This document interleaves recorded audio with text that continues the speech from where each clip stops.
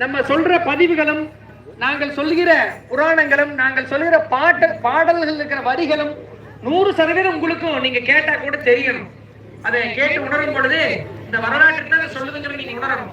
அதனாலதான் இன்றைய நடைமுறை தமிழ்ல நம்ம அதை வெளிப்படுத்துறோம்.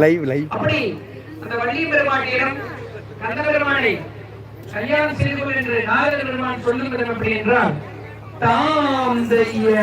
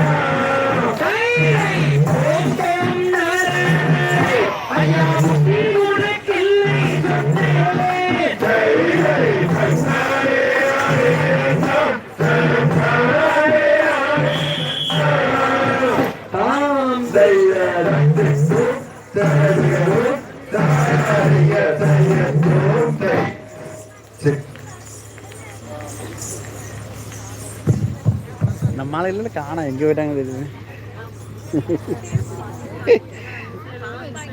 சென்ட்ரல் நானும் தூக்கி தூக்கி பார்க்குறேன், ஜூம் பண்ணி பார்க்குறேன், ஒருத்தையும் பார்க்க முடிய மாட்டேங்குது. பாப்பாங்க இருக்குது.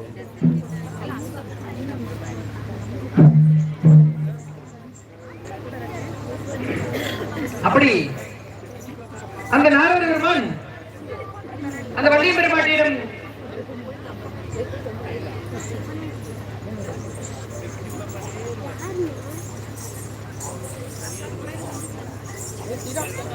அந்த நாரதர் வள்ளியின் பெருமாட்டியிடம்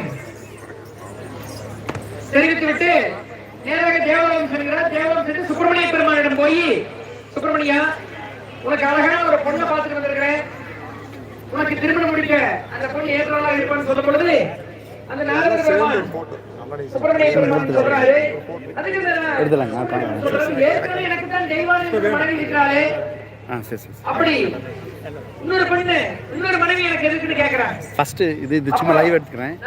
சொல்றாரு, சுப்பிரமணியா, உனக்கு இரண்டாவது திருமணம் என்பது நீ திருமணம் முடித்து 2 மனைவிகளோட சந்தோஷமாக இருப்பதற்கு அல்ல, ஒரு மனிதன் எப்படி வாழ வேண்டும் என்பதை உணர்த்துவதற்காகவும் உனக்கு 2 மனைவி சொல்லி நாரதர் பெருமான் சொல்றாரு. சுப்பிரமணிய பெருமான் சொல்றாரு, நான் 2 கல்யாணம் முடிக்கிறதுனால எப்படி மாநிலங்கள் சிறந்து விளங்குவாங்க?